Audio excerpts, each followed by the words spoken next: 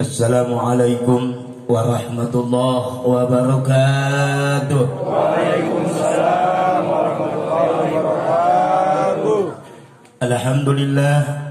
Alhamdulillahilladzi khalaqal mauta wal hayata liyabluwakum ayyukum ahsanu amala. Asyhadu an la ilaha illallah wahdahu la syarika lah wa asyhadu anna sayyidana wa nabiyyana Muhammadan abduhu wa rasuluh, amma ba'd. Qala Allah Ta'ala fil Qur'anil Karim, a'udzu billahi minasy syaithanir rajim. Bismillahirrahmanirrahim. Kullu nafsin dha'iqatul maut. Al-ayah. Wa qala Nabi sallallahu alaihi wasallam, kafa mau'idatukum bil maut. Al-hadis. Yang sangat saya hormat, al-mukarram al-muhtaram, guru kita bersama, yaitu Bapak Ustaz Jajang Amil Robat. Yang sangat saya hormat, mudah-mudahan guru kita Bapak Ustaz Jajang Robandi, beliau berikut keluarga dibimbing dibina oleh Allah Subhanahu wa taala. Al-mukarram al-muhtaram, Bapak Ustaz Iban, Bapak Ustaz Ansori, Bapak Ustaz Eko, dan para ustadz yang lain, Bapak Ustaz Jah, mudah-mudahan semuanya dibimbing dibina oleh Allah Subhanahu wa taala. Bapak jamaah rahimakumullah, wa bil khusus sahibul musibah, yaitu keluarga almarhumah Ibu Ani Adon Derame binti Bapak Haji Bapak Sukardi. Mudah-mudahan ini semuanya selalu dipelihara, dibimbing oleh Allah Subhanahu wa taala. Ini malam keberapa? Malam ke-6, ya. Kita semua ini udah sifat manusiawi. Kalau ditinggal orang tua pasti sedih, pasti nangis. Tetapi kesedihan dan nangis itu tidak akan membuang kerinduan, tidak akan menghapus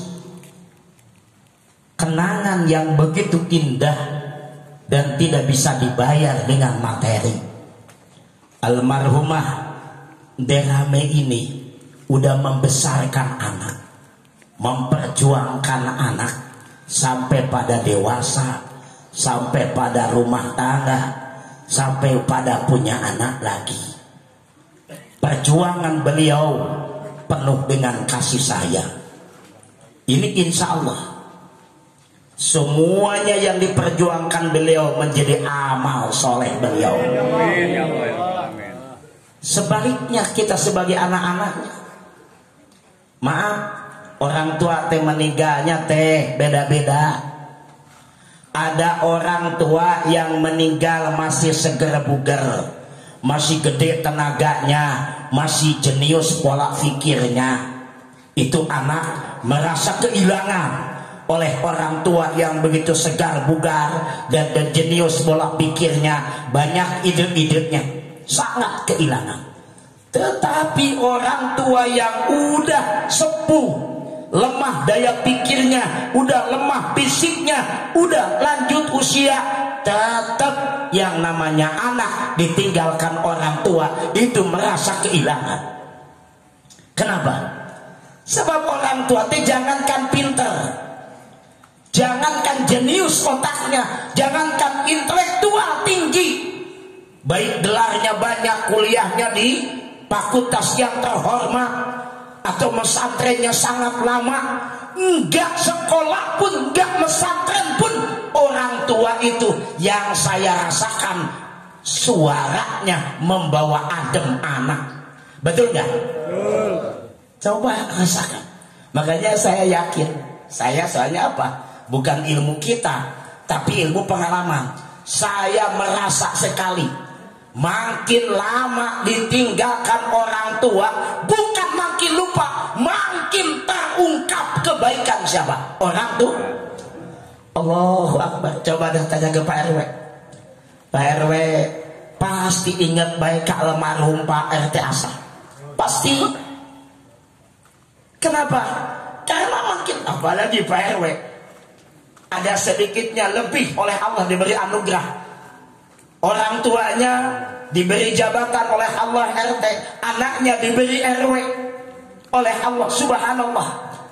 Pasti membaca, begini kali bapak saya dulu ngadepin rakyat, begini kali bapak saya dulu pusingnya ngadepin masyarakat. Nah ini, apalagi zaman dulu. Zaman dulu kalau menemuin orang belum ada alat komunikasi, belum ada HP. Mau laporan sedang ngucluk, nyamperin. Mau beritahu ke ini ngucluk, padahal tinggal klik, tinggal mijit. Nah ini saling bandingkan. Makanya Bapak, ini keluarga almarhumah Berame. Mudah-mudahan semuanya anaknya makin lama enggak makin lupa, justru harus makin ingat. Kenapa dari tanggal 1 sampai 7 malam, 7 hari, yaitu 7 malam, ada bahasa 7-nya, ada bahasa 3-nya. Kemarin 3-nya baru pertama kali roh nengok jasad. Besok malam Kamis itu tengokan kedua, roh nengok jasad. Insya Allah tetangga, warga, jamaah semuanya tumplok ke sini. Minimal sampai 7 hari, maksimal sampai 100 hari. Tetapi kalau udah 100 hari, kalau udah 40 hari, itu bagian anak-anaknya. Awas, jangan sampai lupa. Kalau pengen hidup berkah, kalau pengen ekonomi lancar, dengan memuaskan hati. Awas, memuaskan itu bukan banyak. Memuaskan itu bukan berlimpah ruah, tapi merasa cukup hati, ketenangan. Walaupun dapat seberapa, selalu mengucap alhamdulillah. Kuncinya apa? Jangan pernah melupa, jangan pernah berhenti mendoakan orang tua. Itu loh. Ridhatullah, ridhatul walidain, ridhonya Allah tergantung ridho orang tua. Memang kita nggak boleh ke kuburan minta, Babah, aduh saya sulit banget ini hidup, tolong bantu Babah. Nggak boleh. Sebab yang dikubur itu nggak bisa nolong. Yang dikubur itu udah nggak bisa berbuat apapun. Tetapi nggak usah ngomong gitu. Kita datang dan ngedoain orang tua, lalu orang tua diampuni dosanya, dapat ridho Allah. Pan orang tua pun tahu saya dapat ridho Allah, saya dapat ampunan dari Allah. Sebab doa anak-anak otomatis itu orang tua akan meminta kepada Allah, ya Allah, aku ridho, aku ikhlas kepada anak-anakku, semoga dirahmati olehmu ya Allah. Amin. Amin. Awas. Tapi sebaliknya, siapa yang berhenti mendoakan orang tua, hidupnya nggak akan barokah. Nah, udzubillah min. Walaupun bagaimanapun nggak akan berkah, nggak akan berkah. Makanya awas orang tua, apalagi yang udah meninggal. Orang tua yang masih ada perlu tenang hatinya, perlu senang hatinya, perlu bangga hatinya. Kenapa? Orang tua yang masih ada, andai kata lambat dibagi sama kita, tapi orang tua yang masih ada mungkin punya simpenan, mungkin masih ada pemasukan. Minggu kemarin dikirim, minggu besok enggak, tapi dugaan kita mungkin belum habis kiriman minggu kemarin. Itu bisa iya, bisa tidak. Dan orang tua masih hidup terhadap anak tidak terlalu berharap tentang materi, tapi perlu menenangkan jiwa dan hati. Tapi kalau orang tua yang udah tidak ada, maaf, sampai ada hadis, mal mayit fil qabr ila kal gariqil mutagawis yang tadiru min ahli. Mayat di lubang kubur jerit-jeritan minta, nunggu doa dari anak cucunya. Sampai-sampai begini. Silakan referensinya buka di dalam kitab Tanwirul Qulub. Ada begini. Mayat datang, oleh Allah diizinkan ruhnya turun ke langit, ke bumi. Langit sama udunya, langit dunia. Lalu turun ke bumi, lalu datang ke rumah. Tapi nggak masuk. Di pintu teriak terus, ya ahli, man sakanal buyut, ya ahli man labisa siyabuna, ya ahli man iktasama amwalana. Wahai keluargaku, kira-kira sekarang siapa yang nempatin rumahku? Nanya itu. Terus lagi, wahai keluargaku, kira-kira baju-baju aku dulu siapa yang pakai? Wahai keluargaku, hartaku siapa yang menerima bagian? Bukan ingat harta, bukan ingat pakaian, bukan ingat rumah, tapi ini ada tujuan. Hal minkum yadkuruna bidu'aina. Apakah ada di antara kalian yang mendoakan saya? Saya sangat butuh, saya sangat mengharapkan doa dari kalian. Gak geningan kagak pernah dengar saya. Ya, kalau dengar mah tuh Pak, gak ada neraka. Gak ada apa? Gak ada neraka. Tiap hari jeritan ahli kubur kedengeran, gak bakal ada dangdutan. Gak bakalan ada yang maksiat, gak bakalan ada yang berbuat dosa, gak bakalan nyakitin orang tua, gak bakalan kalah sama bini. Dan kadang-kadang kita suka kontrolnya lepas, takut sama bini, padahal bini masa soleh-soleh bini ngedoain laki, belum tentu laki masuk surga gara-gara doa bini. Awas, ini kunci. Kalau perempuan didoain laki, dimaafin laki, akan mudah gampang ke surga. Tapi kalau laki didoain bini, saya belum menemukan hadisnya.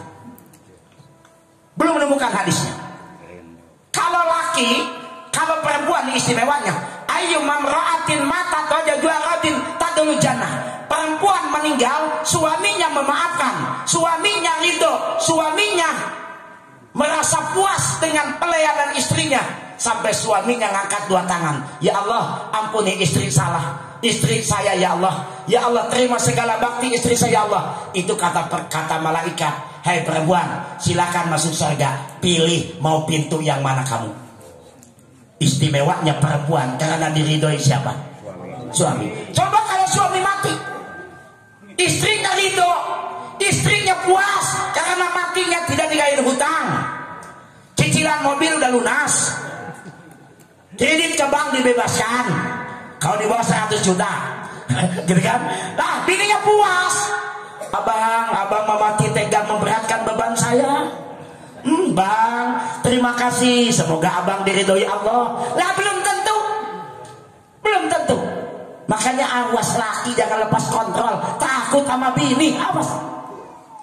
Sampai mau ngasih ke orang tua umpet-umpetan dari bini, jelasin bininya, mah, teh, neng, begini. Kalau emas ngasih ke orang tua emas, neng juga, kamu juga, yayang juga dapat rahmat dari Allah. Tapi kalau suamimu dilaknat, dikutuk sama emakku, bukan aku yang celaka saja, tetapi istrinya pun anaknya pun ikut celaka. Makanya punya bini suruh ngaji, ngapa?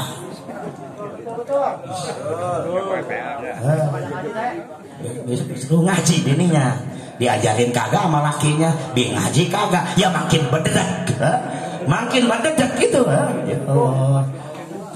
Meledut, kalau sih mah dablek ya, makin dablek. Kita merasa nggak bisa ngaji, nggak didengar omongan sama bini, ada bini teh gampang ngabalikin teori, ya. Kalau kita ngajarin bini apa kata bini? Alah teori. Emang cukup sama kulhu, ya. Bang, walaupun baca kulhu ge lapar ge, kata siapa? Kata bininya. Nah, udah nyerah. Udah gitu bang, besok ngaji ya, ngaji wasik. Gua nggak mempan, gua nggak masuk, kali sama ustad mah. Ya cuman gitu. Kalau giliran bininya soleh belum tentu inget rokok ke ustad. Tapi kalau giliran bininya dablek, nanya guru lu siapa?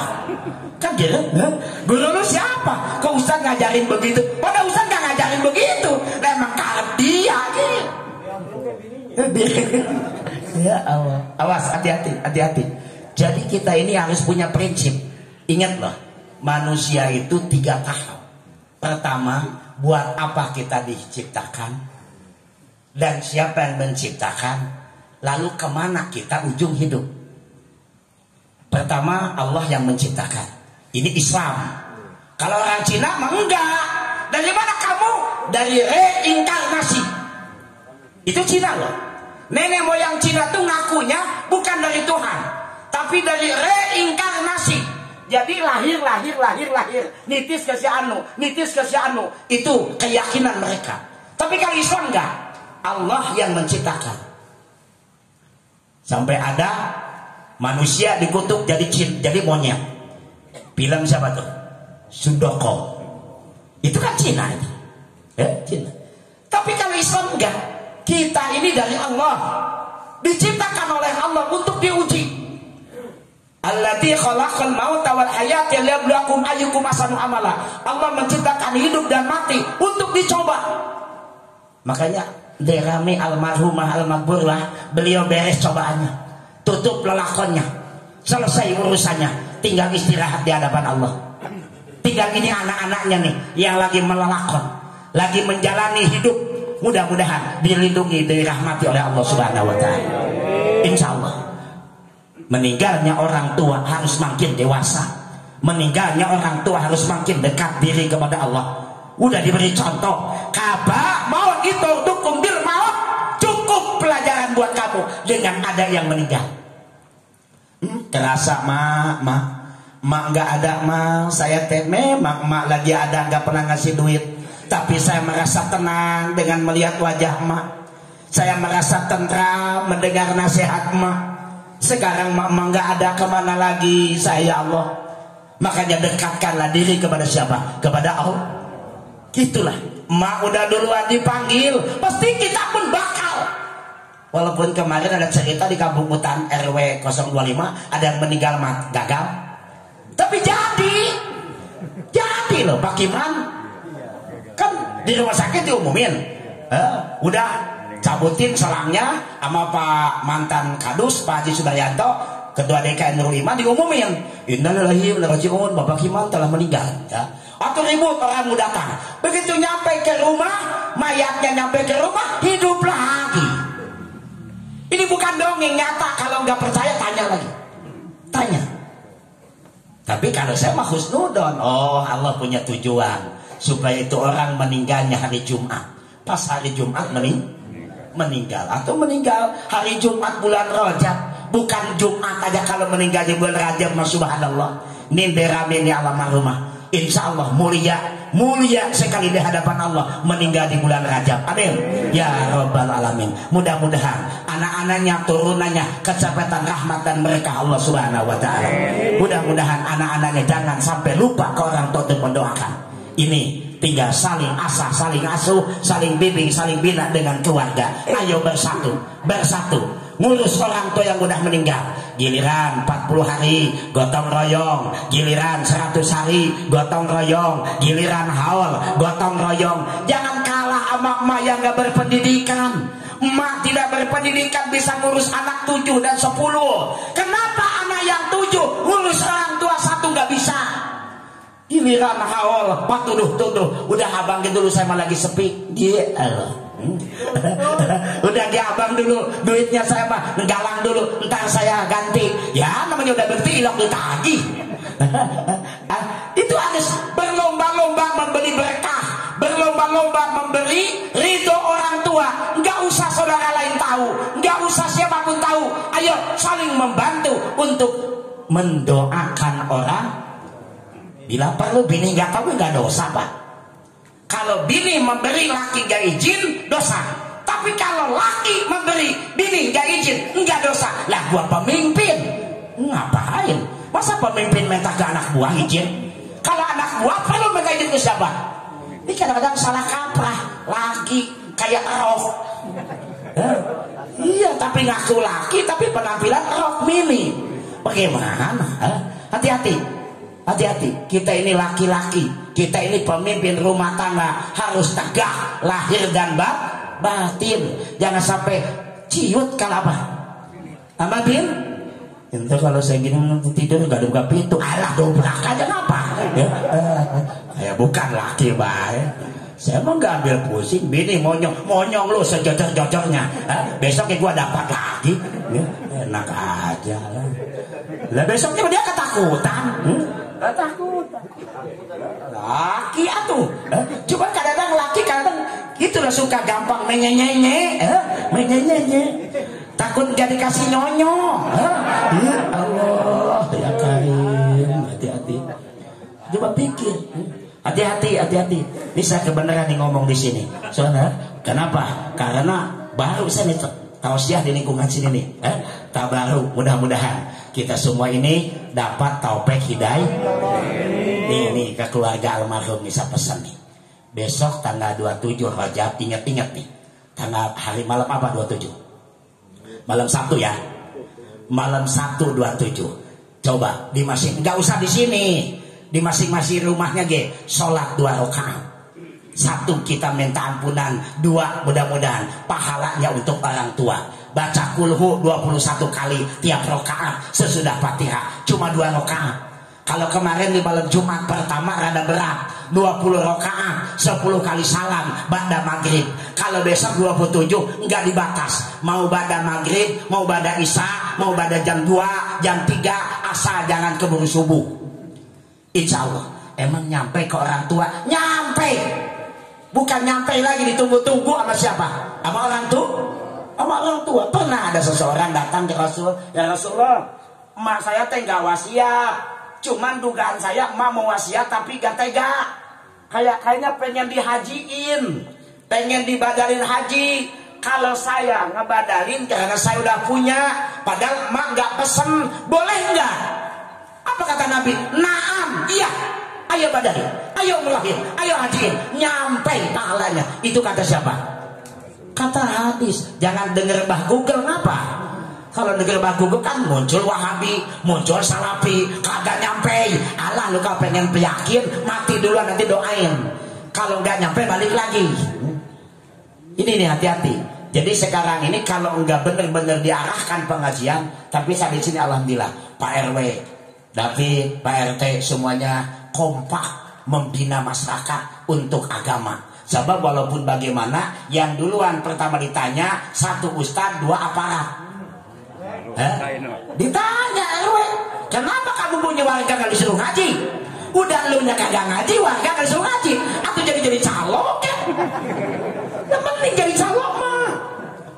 Ayo ngaji. RW nya apa? Masih mendingan. Ini mah ngaji kagak, nyuruh ngaji kagak. Itu mah ditanggung jawabnya berat. Ustaz sama RW, RT nanti bertanggung jawab sama Allah. Tapi salam nih, RW 29 kompak bener. Mudah-mudahan jangan mati dulu ya. Mudah-mudahan biar panjang umurnya. Biar masyarakat cerdas dulu, biar masyarakat paham agama, biar masyarakat selamat iman dan Islamnya. Jangan kejadian di kampung-kampung. Maaf Pak, insya Allah di kota susah dimurtadkan karena banyak pengaji. Tapi kalau di kampung sekarang gampang dimurtadkan, langka pengajian. Ini saya ceritanya orang Garut. Di Garut cerita banyak apa? Pesantren. Di Tasik banyak, Cianjur. Tapi ternyata udah kecolongan. Di Garut berapa ribu yang udah murtad. Di Cianjur berapa murtad. Di Sukabumi pinggiran berapa yang ribu yang murtad. Di Gunung Kidul berapa ribu yang murtad. Ya Allah, udah numpuk sekali. Kenapa? Langka pengajian. Di kota susah. Walaupun orang gak bisa baca, gak bisa nulis, kalau kelihatan nongkrong di tempat ngaji, itu Yahudi sama Nasrani bingung ngakalinnya. Dikasih sembakonya diambil, agamanya gak diikutin. Lah apa diajarin pintar? Saya kan nyuruh begitu. Kalau ada yang nyalek, ambil amplopnya mah nilai mah terserah gua, gitu aja. Lah kagak minta, kalau minta salah. Kan kira mau bawa atas nama, saya punya masa sekian, masa dan apa setrum. Saya punya minta duit sekian, ke masyarakat gak nyampe, dilek dewek ya. Dan terus jadinya apa? Masyarakat dijual. Ujung-ujungnya yang jadi caleg, lah gua mah modalnya gede, lu mah cuma minta doang gak bermodal. Apa janji dulu ngebeda raya? Lah dulu janji, apa bukan ke caleg kalau gak janji mah. Ngomongnya hati-hati. Tapi nggak semua caleg begitu. Saya punya jamaah temen itu Pak Jampang. Subhanallah. Itu kalau lagi kumpulan seru gitu ya. Dari Demokrat, ya. Mungkin Pak dekat sama Pak RW David akrab bener. Itu Pak Haji Jampang itu ngaji itu hampir nggak pernah absen, selalu datang ngaji. Itu sama saya kumpul. Kata saya kalau Pak Dewan kayak Pak Dewan semuanya kayak Pak Haji Jampang, insya Allah ini Dewan dipuja-puja sama masyarakat. Lah susah kon katanya, susah. Sebab apa? Kalau dipakai ngaji jam-jaman nggak mendatangkan duit, malah banyak yang minta sumbangan. Benar ya? Kalau Dewan ngaji paling dia, Pak ini proposal, Pak ini aduh saya belum selesai. Lah ngaji teh olok, mana waktu olok, duit olok, makanya Dewan jarang ngaji. Bener ya? Saya suka boxan. Saya aja kemarin butuh buat kasur anak yatim di madrasah, langsung dikirim. Pak Dewan, ini anak-anak tidur gak punya kasur, langsung dikirim 30 biji kalau masalah dikirim kasur. Kenapa? Buat anak-anak tidur di madrasah. Nah ini, sebab merasa beliau itu amanat dari Allah, nanti bakal ditanya di hadapan Allah. Kenapa nanti? Karena ngaji. Karena apa? Ngaji. Kalau ngaji kan dia nambah wawasan, nambah pengetahuan. Makanya mudah-mudahan bila perlu nanti giliran 40 hari tarik jamaah kumpulkan lagi di sini dari tiap masjid, tiap musola, biar syiar dan senang almarhumah mendapatkan rahmat dari Allah Subhanahu wa taala. Mohon maaf kurang lebih dari saya sekian. Assalamualaikum warahmatullahi wabarakatuh.